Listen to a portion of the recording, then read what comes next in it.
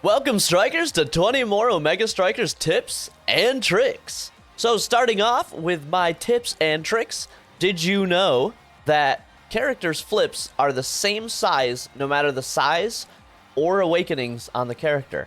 To display that, I have Luna here, who is a tiny little baby character. And before I show you the flip, here on screen should be a visual of the character sizes that I found online. Right here you can see that I am playing as Luna. Boom! My flip gets really close to the core. And I'll go ahead and I'll switch to X, who's one of the bigger ones, and oh, it's the same exact distance away. I'm embarrassed to say, but it took Finny's quote when I played her with the Drek'ar to know that Drek'ar's ultimate comes out of his mouth. Did you know that? Check that out. He actually can breathe flame. You can visual bug Luna by casting your primary while you're using your secondary. And it actually makes the footstep sounds. You hear tick, tick, tick, tick, tick, tick. Also, Luna is one of the only characters, if not the only character, that can insta-flip the core with every single ability in her kit.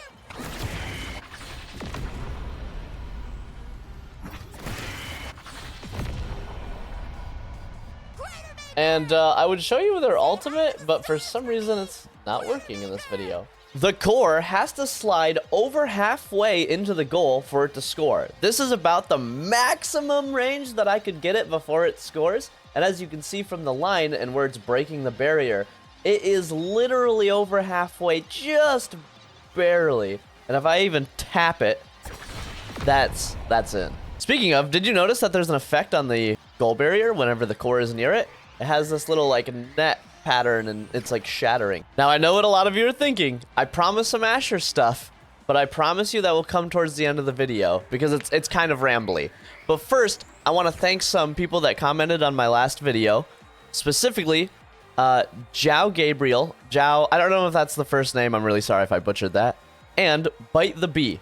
Thank you for your comments, and I will play Vice and Rasmus and show you some tricks that I learned with them just for you. Vice is a very awesome ranged character. She's very oppressive. You can play her from both forward and goalie. I actually love playing her as goalie on certain maps that my team plays all brawlers on and we go ham. It's super fun. I think she's really good on maps like Night Market. But if you're a forward, you want to take advantage of her teleport on larger maps like Aten City. Vice is one of few characters that can strike the core and then immediately strike it with her primary, like so. You can use this to spike the core through your opponent, but unlike Estelle, where the core would have to be in a straight line for you to stun the enemy and the core, Vice is pretty awesome. If the opponent lets the core go by them in any way, you can chain lightning it past them into the goal. Check this out.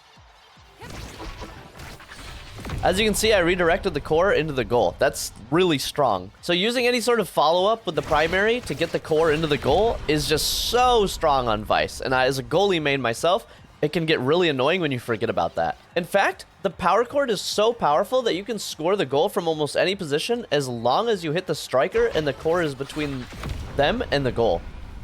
You can use this to your advantage if you're super out of position and you're about to die. Let's pretend that this isn't Juliet and that Juliet is running down and about to knock me out, and I've accidentally hit the core into a terrible position. If the goalie walks up and my forward is walking down with the enemy Juliet, I can pass to my forward like this. Always look out for those opportunities in a game. And vice versa, you can use it to pass to yourself. If the core is going this way, you can always shoot the enemy and pass to yourself for some sick goals or to get into better position. Just getting any core retention is really good. Now, keep in mind, the second arc of the power chord that jumps out from the primary target will not stun your target. Only if you hit the opposing striker directly with the power chord portion will it stun and knock them back a little bit. So this will only do 180 damage. Because of this, you shouldn't try and drive the core through them with just your power chord. This Juliet would be able to strike if I did this. Juliet would easily just strike that away 100% of the time, every single time. Now, I must admit, setting up the core for this video and for the other video is kind of a pain in the ass because I have to keep doing this if I want the core to be where I want it. So sometimes I run it over here, I'll put it here, I'll say, oh, that's not where I want it, right there. But fortunately with Vice, it's been a joy because she has a bit of awesome tech. If you use your secondary Thunderstruck, it will lay this AoE down, which does a lot of knockback, and leaves a little teleport for you if you reactivate it. If this ability hits the core while it's moving, it will actually stop the core in place for you. It turns out if you cast Thunderstruck first and immediately strike the core towards it, you will catch it 100% of the time, every time, as long as you don't have Awakenings influencing your Thunderstruck.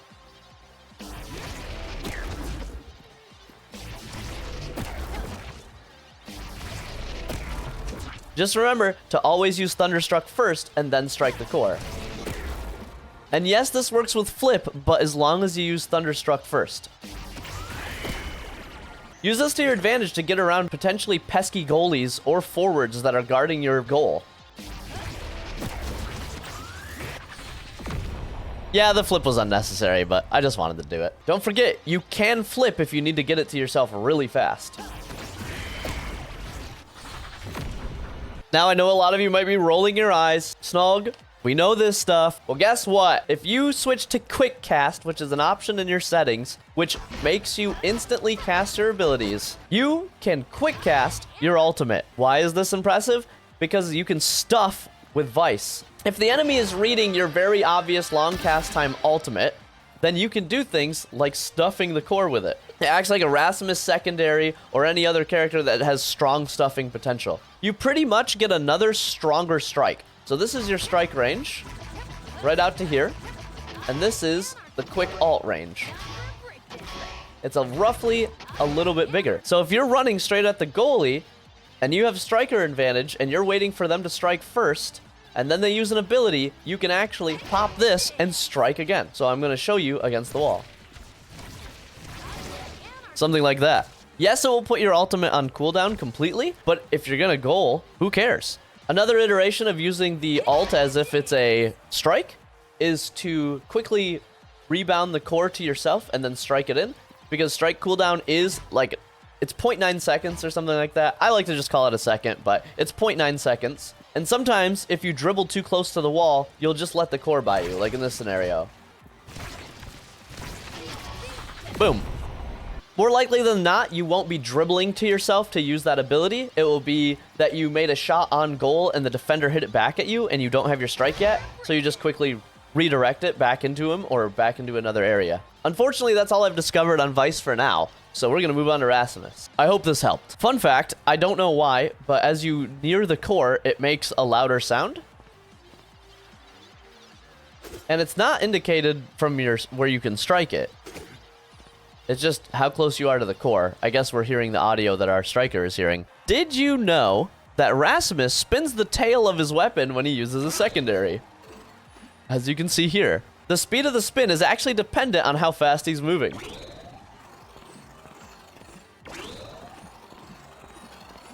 Now, the main appeal of Rasmus is that he's a powerful melee striker whose primary and secondary greatly benefit from his size. He is often picked as a counter-brawler to strike large characters like X and Asher, as he can strike through them. I wish I could show you here, and hopefully they update the practice tool in the future. But when you build awakenings that increase your size, such as Built Diff, the Shark one, sorry, I don't remember the names of them, it actually increases the size of your abilities. And you will know if they do that because of the titles that are on your abilities as you read them. So this says melee and impact. Anything that increases your size will increase the size of a melee ability. So as you can see here, Whiplash is also melee. So while it's this big now, where my mouse cursor is, it actually can get out to like here when you increase your size all the way with a lot of awakenings. This makes him insanely powerful because of this AoE and the ability to strike through with the primary. So if you see their comp is like an X, Asher, and a Juliet because they want to go brawler, or it's a Dubu, X, and someone else like a Era that's going to buff their size, picking Rasmus and stealing away the items that they would normally pick is really big for not only shutting down their awakenings, but also shutting down their characters with your superior abilities. Like Vice, Rasmus has a really good stuff, using his secondary. If you run at the core and you use your secondary and then strike, that's effectively a stuff, just like with Vice's ult. I'll demonstrate it on the ceiling here. As you can see, I hit it twice in quick succession. Generally, you want to lead with the Whiplash. Because it's a little bit bigger, it's harder to get the core in a direction that you want it. Because Whiplash is a little bit bigger, it can kind of get caught in these side areas after you've struck it and send it off in an undesired location. It might be fine if you're point blank in the goal, but generally you want to remain in control. Rasmus is also incredibly good at stuffing the goalie with just his primary ability. But unlike someone like Estelle, where it's in a straight line so they can kind of sidestep the core and strike it from an angle like this, where they can walk down and just strike the core, it's really hard to dodge the big fat portion of Rasmus's ability. It comes out quickly. You would pretty much have to predict the evasion to dodge the giant pendulum swing.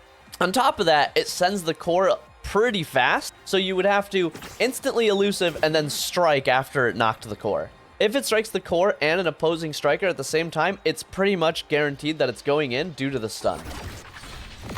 They usually won't recover in time to be able to stop the core. If you're doing this, make sure you don't waste your primary by accidentally hitting Juliet with the big part and stunning her, but then hitting the core with the wimpy part. Because if you do it this way, the Juliet will be able to recover for a strike, because it will be slow.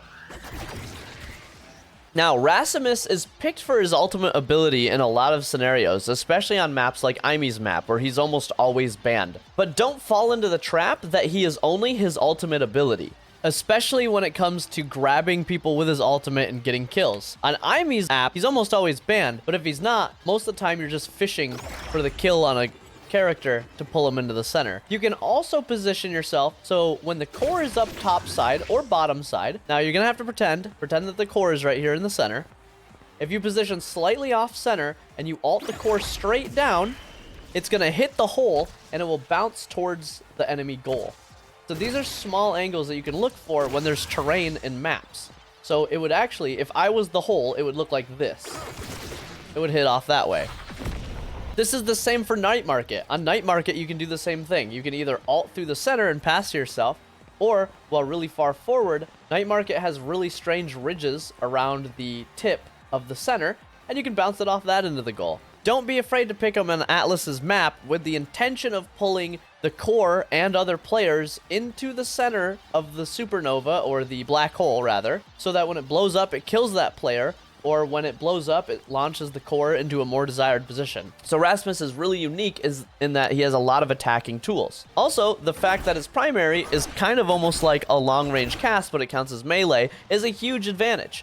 On maps like this map, Aten City, he's completely viable, especially for the fact that you can intercept the core with your ultimate and get control for your team. Don't be afraid to use your ultimate like this instead of trying to always use it to kill or stop an enemy from reaching the core. In fact, his ultimate ability is almost as if you have like a really budget Finny ability. So you can grab and slingshot the core to you, and then you can hypersonic slap it away towards the goal.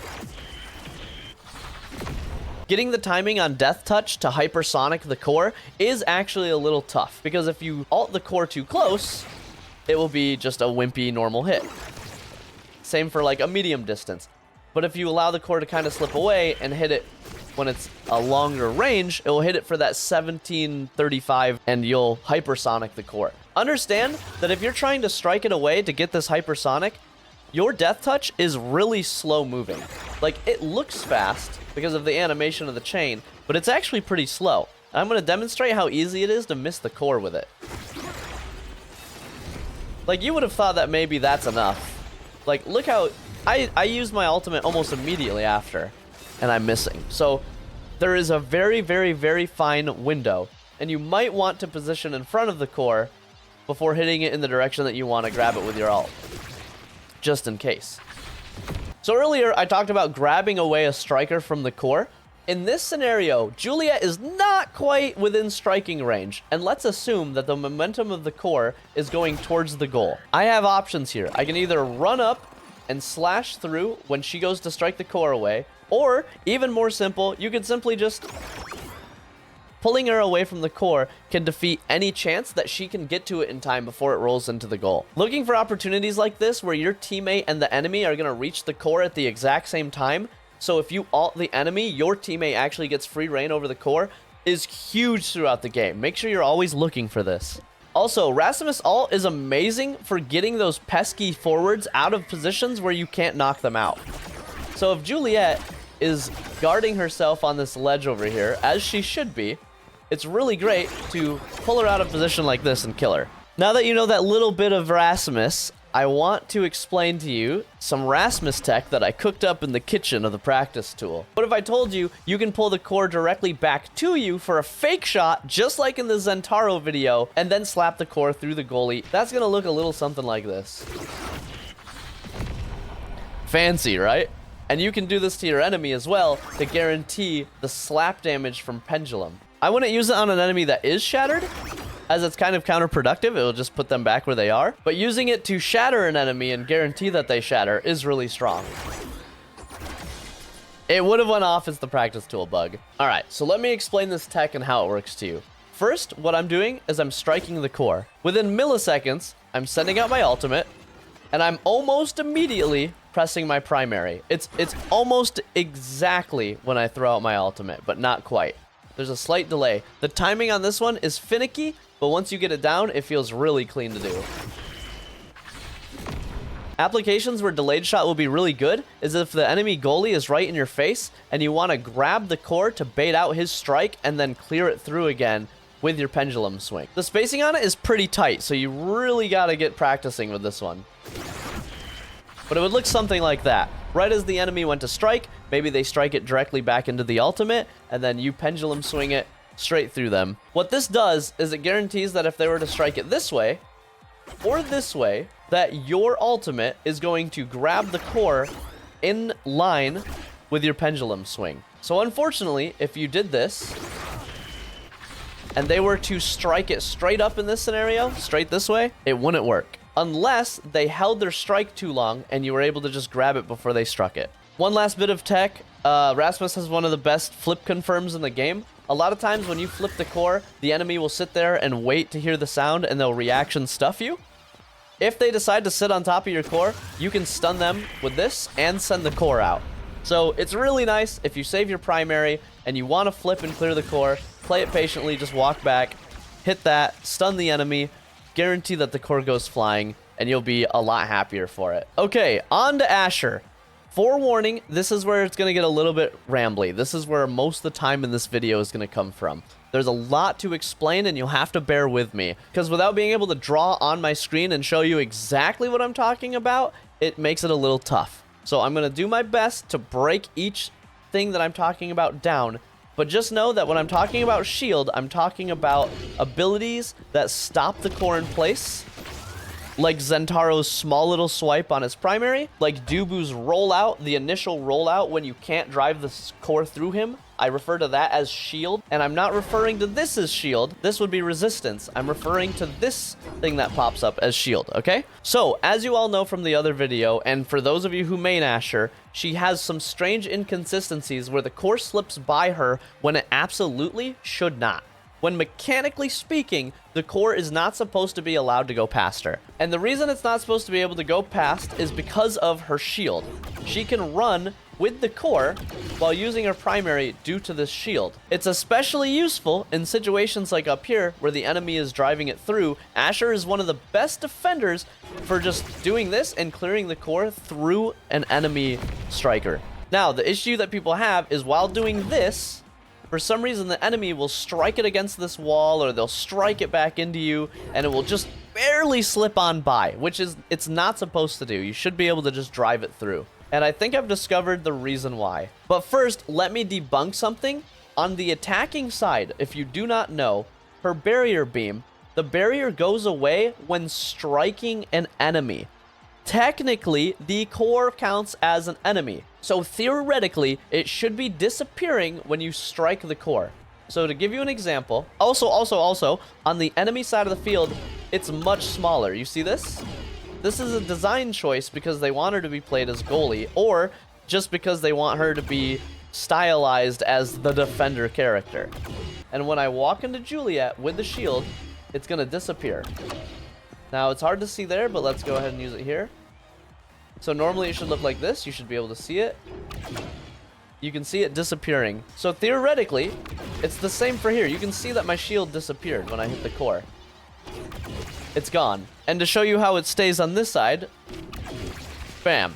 Those of you who are playing her as a forward When it slips by you there and you're struggling with stuffing, that is why. Your shield is physically going away. On this side, it has to be a bug. That, or it can only touch the core one time, like an Atlas primary, and then it can go through, which I don't think is the case. And the reason I don't think is the case is because I'm going to demonstrate on this wall what it should look like. So she should be able to walk the core in, and it should get pinned, right? As you can see, it was pretty much pinned. Now, due to collision issues in the game, like with the Dubu ult with the core against the wall, yes, it did kind of clip a little bit, but the desired effect was there. As you can see on this side of the field, because my shield went away, it just straight up passed through my body. So those are two things that might be creating this illusion that she's bugged out. But I personally do think she is kind of bugged out, because I've seen it again while practicing for this video in live games. Now, a big theory of mine was the fact that Barrier Beam counts as creation. Creation means that things like Cast to Last, Timeless Creator, or anything that impacts creation should technically work with her shield. So does that mean that while using it on this side, if I had Cast to Last, that my shield would stay up longer? I'm not really sure. It definitely works with this because of the buff, but I'm not sure because it's supposed to work with creations as well. Or at least Timeless Creator should. Yet when I take Timeless Creator, I kind of don't notice a huge difference, though theoretically, maybe it should be increasing the size of it. Now, fortunately, you can always fall back on the fact Asher is a melee character. As you increase your size on this character, it compounds on her abilities like crazy. Whenever you get size changes and you use your primary, holy moly is it big sometimes. But theoretically, creation should influence the shield. And I think because of her strange design, with this being creation, I think that's what messes with the game code so that your shield counts as creation, but it technically goes away because you can't really extend the duration of it, but maybe it does. So like the core is smothering against the shield and this is happening. So that's one theory as to why it goes through. Another theory as to why it goes through is due to the clipping thing. And to show you what I mean, I'm going to demonstrate it again with Dubu ult like I did in the last video. Clipping is a thing where the mesh of one item, and in this case that item is going to be the core, is interacting with the mesh of something like an ability. So an ability has a mesh, and that is where the core is supposed to touch, and it says you cannot go through here. That's how it's coded. It's the same for the wall. So this is the classic thing of when an unstoppable force meets an immovable object, what happens? Well, the core meshing and clipping and coding gets all jacked up and crazy shit happens. It just straight up passed through that. That should not have happened. It should have just stuck there. But that's not the nature of the game. That's not how it works. It's gonna pass through. So unfortunately with Asher's primary, that still applies. If an enemy striker is right up against you and he's constantly spamming abilities into your wall, it might just clip through and go through. I don't know how the devs can fix this, and hopefully they can discover it in the future, but until they do, unfortunately Asher is just one of those risky picks that occasionally you're just gonna lose the core due to the clipping. So my recording of this video is at 46 minutes, and I'm probably gonna have condensed it down to like 10 to 13 minutes at this point. So I need to move on to some tricks with Asher. I know a few things. This one thing is a core flip redirect that is kind of tricky that you can use as a forward or against an enemy forward to try and clear the core to your teammates. I don't know why you wanna just strike around an enemy forward, but whatever. So, when you flip the core and you use the dash, it will always go in a straight line, no matter how you hit it. Even from up high, it's gonna go here, straight, and even from down low, it's gonna go straight. Asher can flip, redirect, and power shot it with her barrier beam. This barrier beam would make it that anybody trying to stuff is gonna get the core knocked through them. It might not be hypersonic, but you'll be able to drive it through the enemy. And also, you can do funky angles to make awkward shots. I would only recommend doing this when you're closer to the enemy goalie. And while yes, you can aim it when you dash, I would recommend that you do it while facing the enemy goalie to distract him from the fact that it's not actually going forward.